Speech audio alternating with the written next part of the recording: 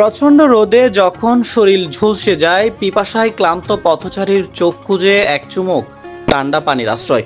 তীব্র তাপদাহে এমনই এক ভালোবাসার স্পর্শ নিয়ে পাশে দাঁড়ালেন মাইজভান্ডারী গাউসিয়া হক কমিটি বাংলাদেশ ত্রাণ ও দুর্যোগ মোকাবেলা সেলের নির্দেশে মাইজভান্ডারী গাউসিয়া হক কমিটি পটিয়া লাকেরা ওয়াবদা শাখা।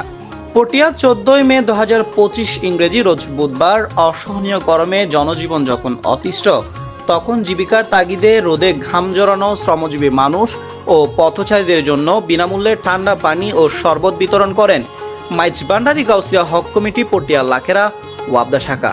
দুপুর 12টা থেকে শুরু হওয়া এই মানবিক কার্যক্রম অনুষ্ঠিত হয় তৈয়বিয়া জামে মসজিদ, বিস্কুট ফ্যাক্টরি সংলগ্ন ও সিকলবাহা স্কুল গেট সংলগ্ন দুটি স্থানে। ক্লান্ত ও তৃষ্ণার্ত মানুষের হাতে তুলে দেওয়া হয় ঠান্ডা শরবত, যেন এক পশলা শান্তির বৃষ্টি।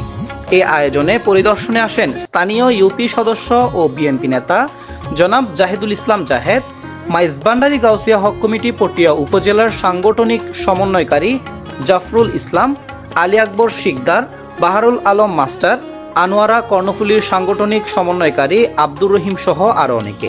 এছাড়া উপস্থিত ছিলেন অত্র শাখার সভাপতি, সাধারণ সম্পাদক, সদস্যবৃন্দ ও এলাকার সম্মানিত ব্যক্তিবর্গগণ।